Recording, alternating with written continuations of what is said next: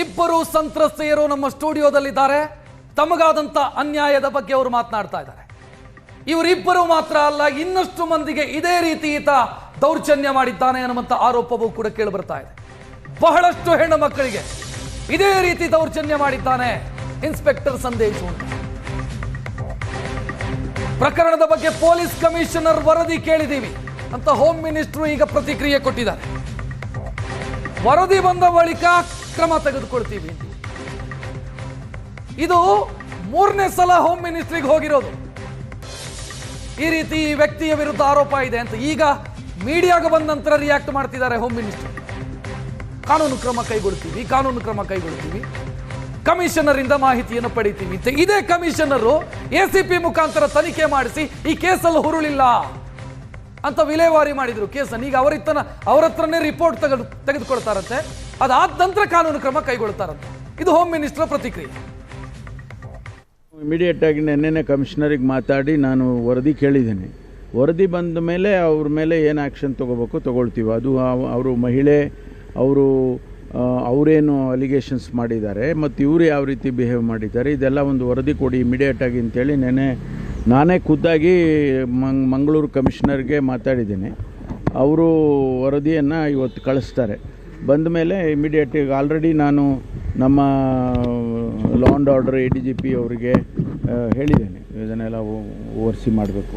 But misusing of the home ministers name 50 lakh brief ಕೊಟ್ಟಿದ್ದೀನಿ ಅಂತ ಮಾತಾಡುವಂಥದ್ದು ಎಷ್ಟು ಇಲ್ಲ. ಅವರು 2 ರೀತಿ ಇದೆ. ಅದು ನನಗೆ ಮೇಲ್ನೋಟಕ್ಕೆ ಬಂದಿದ್ದು ಒಂದು ಲೇಡಿ ಹೇಳಿದ್ದಾರೆ ಅಂತ, ಅಷ್ಟು ಹಣ ಕೊಟ್ಟು ಬಂದಿದ್ದೀರಾ ನೀವು ಅಂತ, ಅಥವಾ ಇವರೇ ಹೇಳ್ಕೊಂಡಿದ್ದಾರಾ ಅಂತ ಯಾವುದೂ ಗೊತ್ತಿಲ್ಲ ನಮಗೆ ಸರಿಯಾಗಿ. ಅದನ್ನು ಪರಿಶೀಲನೆ ಮಾಡಿ ನನಗೆ ವರದಿ ಕೊಡಿ ಅಂತ ಹೇಳಿದ್ದೀನಿ. ಬಂದ ತಕ್ಷಣ ಇನ್ನು ಮಹಿಳಾ ಆಯೋಗದ ಅಧ್ಯಕ್ಷರು ಮಾತನಾಡಿದ್ದಾರೆ. ಮೂಡುಬಿದಿರೆ ಇನ್ಸ್ಪೆಕ್ಟರ್ ಸಂದೇಶ್ ವಿಚಾರಕ್ಕೆ ಸಂಬಂಧಿಸಿದಂತೆ ನಿನ್ನೆಯೇ ನಾವು ಸ್ವಯಂ ಪ್ರೇರಿತವಾಗಿ ಕೇಸು ದಾಖಲು ಮಾಡಿಕೊಂಡಿದ್ದೀವಿ ಅಂತ ನಾಗಲಕ್ಷ್ಮಿ ಚೌಧರಿ ಮಾತನಾಡಿರು. ಕೇಸ್ ಬಗ್ಗೆ ಮಂಗಳೂರು ಕಮಿಷನರ್ ಜೊತೆಗೆ ಮಾತನಾಡಿದ್ದೀನಿ. 2 ದಿನದಲ್ಲಿ ಪ್ರಕರಣದ ವರದಿ ಕೊಡುವಂತ ಹೇಳಿದ್ದೀನಿ. 4 ಸಂತ್ರಸ್ತರಿದ್ದಾರೆ, ಉಳಿದವರು ಬರೋದಕ್ಕೆ ತಯಾರಿಲ್ಲ, 4 ಮಂದಿ ಇದ್ದಾರೆ ಅಂತ ನಾಗಲಕ್ಷ್ಮಿ ಚೌಧರಿ ಮಾತನಾಡಿರು. ಸ್ವಯಂ ಪ್ರೇರಿತವಾಗಿ ಕೇಸು ದಾಖಲಿಸಿಕೊಂಡಿದ್ದೀವಿ ಅಂತ. ಕಮಿಷನರಿಗೆ ಬರುತ್ತೆ ಇದು. ಕಮಿಷನರ್ ಅವ್ರ ಜೊತೆ ಮಾತಾಡಿದ್ದೀನಿ. ಕಮಿಷನರ್ ಅವರು ಏನು ಹೇಳ್ತಾರೆ ಅಂತಂದರೆ, ಸಂತ್ರಸ್ತೆ ಯಾರು ನಮಗೆ ಇಲ್ಲಿವರೆಗೂ ಬಂದು ಕಂಪ್ಲೇಂಟ್ ಮಾಡಿಲ್ಲ ಅಂತ ಅವ್ರು ಹೇಳ್ತಾರೆ. ಸಂತ್ರಸ್ತೆ ನಮಗೆ ಕಂಪ್ಲೇಂಟ್ ಮಾಡಿದ್ದಿದ್ರೆ ನಾವು ಇಷ್ಟೊತ್ತಿಗೆ ಆ್ಯಕ್ಷನ್ ಇನಿಷಿಯೇಟ್ ಮಾಡ್ತೀವಿ ಅಂತ ನಮಗೆ ಅಲ್ಲಿನ ಕಮಿಷನರ್ ಹೇಳ್ತಾರೆ.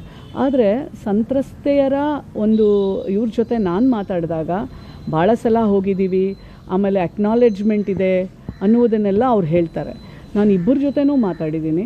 3ನೇದು ಏನಂತಂದರೆ, ನಾವು ನೆನ್ನೆನೇ ಸುಮೋಟೋ ಕೇಸ್ ದಾಖಲು ಮಾಡಿಕೊಂಡು ನಾವು ಆಲ್ರೆಡಿ ಅಲ್ಲಿನ ಕಮಿಷನರ್ಗೆ ಬರೆದಿದ್ದೀವಿ. ಯಾಕಂದರೆ ಇದು ಭಾಳ ಸೂಕ್ಷ್ಮವಾದಂಥ ವಿಚಾರ ಮತ್ತು ಇದರಲ್ಲಿ ಹಲವಾರು ಸಂತ್ರಸ್ತೆಯರಿದ್ದಾರೆ.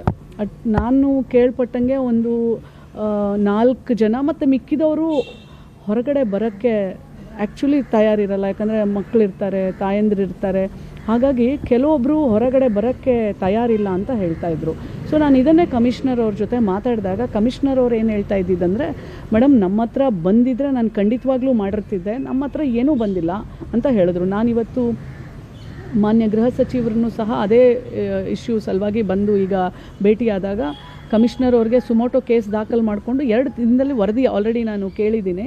ದಾಖಲು ಮಾಡಿಕೊಂಡು ಅವ್ರು ನನಗೆ ವರದಿಯನ್ನು ಪ್ರಿಲಿಮಿನರಿ ತನಿಖೆ ಮಾಡಿದ್ಮೇಲೆ ಏನು ಬರುತ್ತೆ ಅದ್ರ ಮೇಲೆ ಅವರನ್ನು ಸಸ್ಪೆಂಡ್ ಮಾಡೋದು ಅಥವಾ ಮುಂದೆ ಏನು ಮಾಡಬೇಕು ಅಂತ ನಿರ್ಧಾರ ಮಾಡ್ತೀವಿ ಅಂತ ಹೇಳಿದ್ದಾರೆ. ಗೃಹ ಸಚಿವರ ಜೊತೆ ನಾನು ಮಾತಾಡಿದಾಗ ಅವ್ರಿಗೇನು ನಾವು ಹೇಳಬೇಕೇ ಆಗಿಲ್ಲ, ಅವ್ರು ಸುಮೋಟೋ ದಾಖಲು ಮಾಡಿಕೊಂಡು ಇಮಿಡಿಯೇಟ್ಲಿ ಇನ್ವೆಸ್ಟಿಗೇಷನ್ ಸ್ಟಾರ್ಟ್ ಮಾಡಲಿ ಅಂತ ಹೇಳಿದ್ರು. ಅವರು ಮಾತಾಡ್ತೀನೂ ಸಹ ಅಂತಂದರು. ನಾನು ಕಮಿಷನರ್ ಜೊತೆನೂ ಮಾತಾಡಿದ್ದೀನಿ. ಈಗ ನಾವು ಹೆಂಗೆ ಸುಮೋಟೋ ದಾಖಲು ಮಾಡಿಕೊಂಡು ಅವ್ರಿಗೆ ಕಳಿಸಿದ್ದೀವಿ, ನಾನು ಅವ್ರ ವರದಿಗೋಸ್ಕರ ಕಾಯ್ತಿರ್ತೀನಿ. ಇದು ನಾಗಲಕ್ಷ್ಮಿ ಚೌಧರಿ ಅವರ ಮಾತು.